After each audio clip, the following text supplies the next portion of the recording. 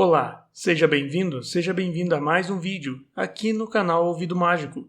Antes de começar, eu quero pedir para que você, que ainda não é inscrito no canal, que por favor se inscreva.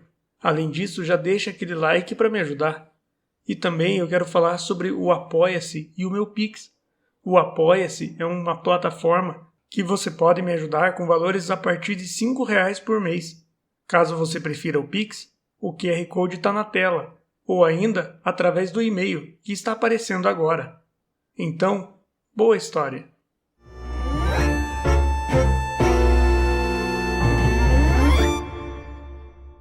A Biblioteca de Babel, de Jorge Luiz Borges. O universo, que outros chamam a biblioteca, compõe-se de um número indefinido e talvez infinito de galerias hexagonais com vastos poços de ventilação no centro, cercados por balaustradas baixíssimas. De qualquer hexágono, vêem-se os andares inferiores e superiores interminavelmente. A distribuição das galerias é invariável.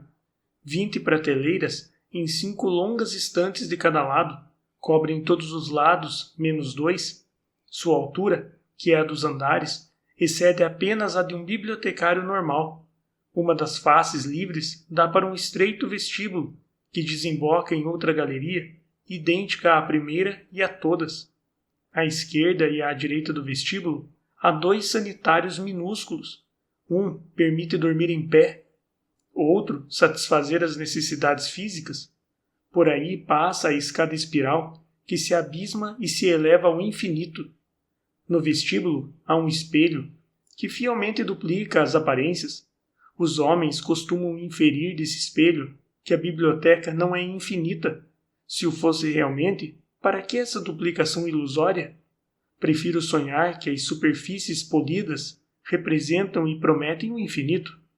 A luz procede de algumas frutas esféricas que levam o nome de lâmpadas. Há 2 em cada hexágono, transversais. A luz que emitem é insuficiente, incessante. Como todos os homens da biblioteca, viajei na minha juventude. Peregrinei em busca de um livro, talvez do catálogo de catálogos. Agora que meus olhos quase não podem decifrar o que escrevo, preparo-me para morrer, a poucas léguas do hexágono em que nasci. Morto, não faltarão mãos piedosas que me joguem pela balaustrada. Minha sepultura será o ar insondável. Meu corpo cairá demoradamente e se corromperá e dissolverá no vento gerado pela queda, que é infinita. Afirmo que a biblioteca é interminável. Os idealistas arguem que as salas hexagonais são uma forma necessária do espaço absoluto, ou, pelo menos, de nossa intuição do espaço. Alegam que é inconcebível uma sala triangular ou pentagonal. Os místicos pretendem que o êxtase lhes revele uma câmara circular com um grande livro circular de lombada contínua, que siga toda a volta das paredes, mas seu testemunho é suspeito, suas palavras obscuras. Esse livro cíclico é Deus. Basta-me, por ora, repetir o preceito clássico. A biblioteca é uma esfera cujo centro cabal é qualquer hexágono, cuja circunferência é inacessível. A cada um dos muros de cada hexágono correspondem 5 estantes. Cada estante encerra 32 livros de formato uniforme. Cada livro é de 410 páginas. Cada página de 40 linhas. Cada linha de umas 80 letras de cor preta. Também há letras no dorso de cada livro. Essas letras não indicam ou prefiguram o que dirão as páginas. Sei que essa inconexão, certa vez, pareceu misteriosa. Antes de resumir a solução, cuja descoberta, apesar de suas trágicas projeções, é talvez o fato capital da história, quero rememorar alguns axiomas. O primeiro, a biblioteca existe ab eterno. Dessa verdade, cujo corolário imediato é a eternidade futura do mundo, nenhuma mente razoável pode duvidar. O homem, o imperfeito bibliotecário, pode ser obra do acaso ou dos demiurgos malévolos. O universo, com seu elegante provimento de prateleiras, de tomos enigmáticos, de infatigáveis escadas para o viajante, e de latrinas para o bibliotecário sentado somente pode ser obra de um Deus? Para perceber a distância que há entre o divino e o humano, basta comparar esses rudes símbolos trêmulos que minha falível mão garatuja na capa de um livro com as letras orgânicas do interior, pontuais, delicadas, negríssimas, inimitavelmente simétricas. O segundo, o número de símbolos ortográficos é 25. Essa comprovação permitiu, depois de 300 anos, formular uma teoria geral da biblioteca e resolver satisfatoriamente o problema que nenhuma conjuntura decifrara: a natureza disforme e caótica de quase todos os livros. Um que meu pai viu em um hexágono do circuito 1594 constava das letras MCV, perversamente repetidas da primeira linha até a última. Outro, muito consultado nesta área, é um simples labirinto de letras, mas a página penúltima diz: ó, tempo, tuas pirâmides. Já se sabe, para uma linha razoável ou uma correta informação, há léguas de insensatas cacofonias, de confusões verbais e de incoerências. Sei de uma região montanhosa cujos bibliotecários repudiam o supersticioso e vão costume de procurar sentido nos livros e o equiparam ao de procurá-lo nos sonhos ou nas linhas caóticas da mão. Admitem que os inventores da escrita imitaram os 25 símbolos naturais, mas sustentam que essa aplicação é casual e que os livros em si nada significam. Esse ditame, já veremos, não é completamente falaz. Durante muito tempo acreditou-se que esses livros impenetráveis correspondiam a línguas pretéritas ou remotas. É verdade que os homens mais antigos, os primeiros bibliotecários, usavam uma linguagem assaz diferente da que falamos agora. É verdade que algumas milhas à direita a língua é dialetal e que 90 andares mais acima é incompreensível. Tudo isso, repito, é verdade, mas 410 páginas de inalteráveis MCV não podem corresponder a nenhum idioma, por dialetal ou rudimentar que seja. Uns insinuaram que cada letra podia influir na subsequente e que o valor de MCV na terceira linha da página 71 não era o que pode ter a mesma série noutra posição de outra página, mas essa vaga tese não prosperou. Outros pensaram em criptografias. Universalmente essa conjetura foi aceita, ainda que não no sentido em que a formularam seus inventores. Há 500 anos, o chefe de um hexágono superior deparou com um livro tão confuso como os outros, porém que possuía quase 2 folhas de linhas homogêneas. Mostrou seu achado a um decifrador ambulante que lhe disse que estavam redigidas em português. Outros lhe afirmaram que em Yiddish, antes de um século, pôde ser estabelecido o idioma, um dialeto samoiedo-lituano do Guarani, com inflexões de árabe clássico. Também decifrou-se o conteúdo, noções de análise combinatória, ilustradas por exemplos de variantes com repetição ilimitada. Esses exemplos permitiram que um bibliotecário de gênio descobrisse a lei fundamental da biblioteca. Esse pensador observou que todos os livros, por diversos que sejam, constam de elementos iguais: o espaço, o ponto, a vírgula, as 22 letras do alfabeto. Também alegou um fato que todos os viajantes confirmaram: não há, na vasta biblioteca, 2 livros idênticos.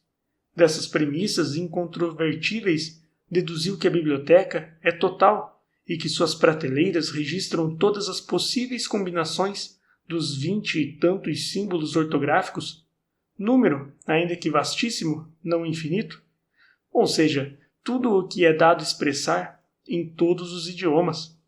Tudo, a história minuciosa do futuro, as autobiografias dos arcanjos, o catálogo fiel da biblioteca, milhares e milhares de catálogos falsos, a demonstração da falácia desses catálogos, a demonstração da falácia do catálogo verdadeiro, o evangelho gnóstico de Basílides, o comentário desse evangelho, o comentário do comentário desse evangelho, o relato verídico de tua morte, a versão de cada livro em todas as línguas, as interpolações de cada livro em todos os livros, o tratado que Beda pôde escrever e não escreveu sobre a mitologia dos saxões, os livros perdidos de Tácito.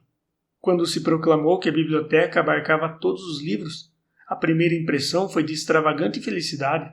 Todos os homens sentiram-se senhores de um tesouro intacto e secreto. Não havia problema pessoal ou mundial cuja eloquente solução não existisse.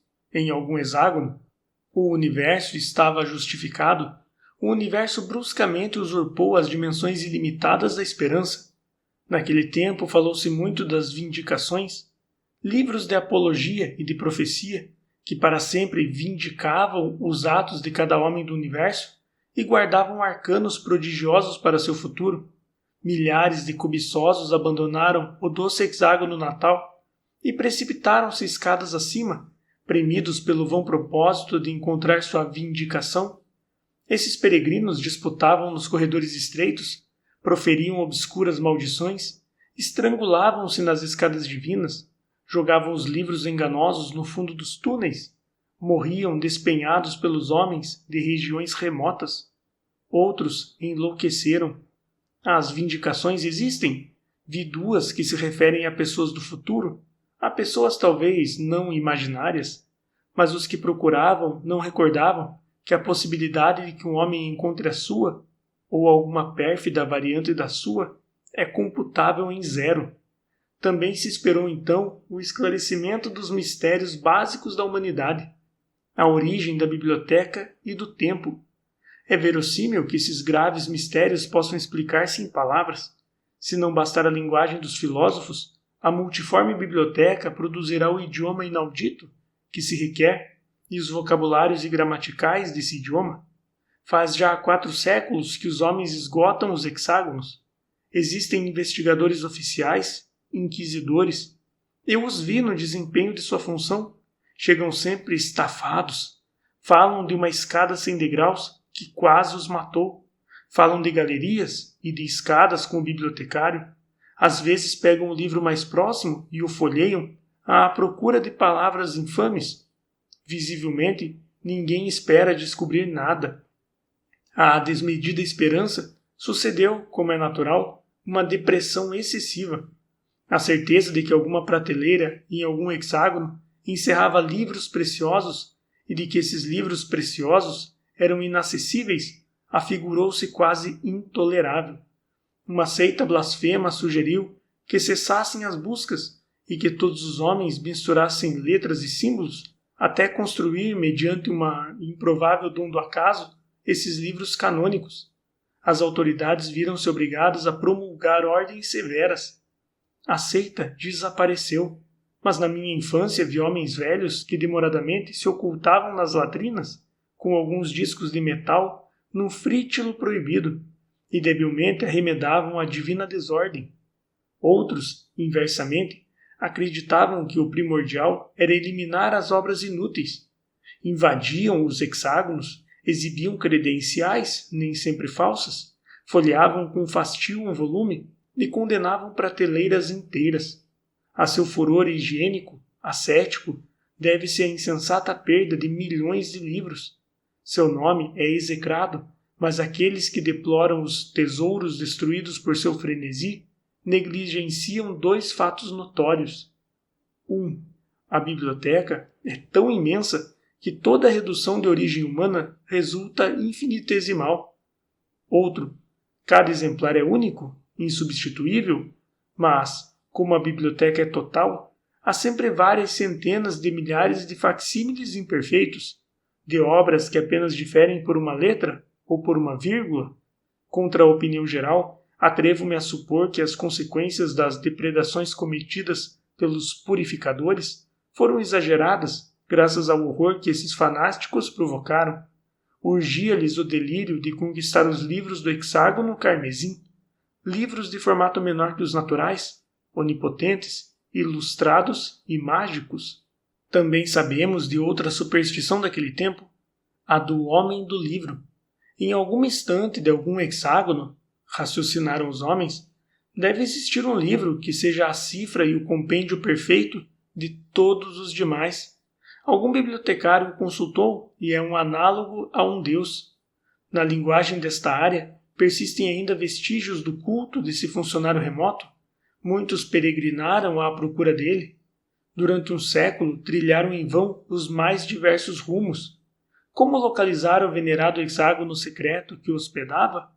Alguém propôs um método regressivo? Para localizar o livro A, consultar previamente um livro B que indique o lugar de A. Para localizar o livro B, consultar previamente um livro C. E assim até o infinito. Em aventuras como essas, prodigalizei e consumi meus anos. Não me parece inverossímil que em alguma prateleira do universo haja um livro total. Rogo aos deuses ignorados que um homem, um só, ainda que seja há 1000 anos, o tenha examinado e lido.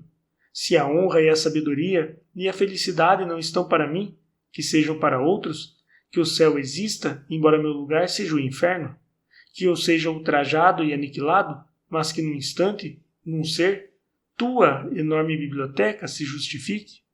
Afirmam os ímpios que o disparate é normal na biblioteca e que o razoável e mesmo a humilde e pura coerência é quase milagrosa exceção. Falam, eu o sei, de a biblioteca febril, cujos fortuitos volumes correm o incessante risco de transformar-se em outros e que tudo afirmam, negam e confundem como uma divindade que delira. Essas palavras, que não apenas denunciam a desordem, mas que também a exemplificam, provam, evidentemente, seu gosto péssimo e sua desesperada ignorância. De fato, a biblioteca inclui todas as estruturas verbais, todas as variantes que permitem os 25 símbolos ortográficos, porém, nenhum único disparate absoluto. Inútil observar que o melhor volume dos muitos hexágonos que administro intitula-se Trovão Penteado, e outro A Cãibra de Gesso, e outro Axaxas Milô. Essas proposições, à primeira vista incoerentes, sem dúvida são possíveis de uma justificativa criptográfica ou alegórica. Essa justificativa é verbal e, ex hipótese, já figura na biblioteca. Não posso combinar certos caracteres que a divina biblioteca não tenha previsto e que em alguma de suas línguas secretas não contenham um terrível sentido. Ninguém pode articular uma sílaba que não esteja cheia de ternuras e de temores, que não seja em alguma dessas linguagens o nome poderoso de um Deus. Falar é incorrer em tautologias. Essa epístola inútil e palavrosa já existe num dos 30 volumes das 5 prateleiras de um dos incontáveis hexágonos, e também sua refutação. Um número N de linguagens possíveis usa o mesmo vocabulário. Em alguns, o símbolo biblioteca admite a correta definição ubíquo e perdurável sistema de galerias hexagonais, mas biblioteca é pão ou pirâmide ou qualquer outra coisa, e as 7 palavras que a definem têm outro valor. Você, que me lê, tem certeza de entender minha linguagem? A escrita metódica distrai-me da presente condição dos homens. A certeza de que tudo está escrito nos anula ou nos fantasmagoriza. Conheço distritos em que os jovens se prostram diante dos livros e beijam com barbárie as páginas, mas não sabem decifrar uma única letra. As epidemias, as discórdias heréticas, as peregrinações que inevitavelmente degeneram em bandoleirismo dizimaram a população. Acredito ter mencionado os suicídios, cada ano mais frequentes. Talvez me enganem a velhice e o temor, mas suspeito que a espécie humana, a única, está por extinguir-se e que a biblioteca perdurará, iluminada, solitária, infinita, perfeitamente imóvel, armada de volumes preciosos, inútil, incorruptível, secreta.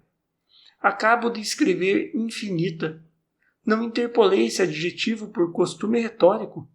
Digo que não é ilógico pensar que o mundo é infinito. Aqueles que o julgam limitado postulam que em lugares remotos os corredores e escadas e hexágonos podem inconcebivelmente cessar, o que é absurdo. Aqueles que o imaginam sem limites esquecem que os abrange o número possível de livros. Atrevo-me a insinuar esta solução do antigo problema. A biblioteca é ilimitada e periódica. Se um eterno viajante a atravessasse em qualquer direção, comprovaria ao fim dos séculos que os mesmos volumes se repetem na mesma desordem, que reiterada seria uma ordem. A ordem. Minha solidão alegra-se com essa elegante esperança. Mar del Plata, 1941.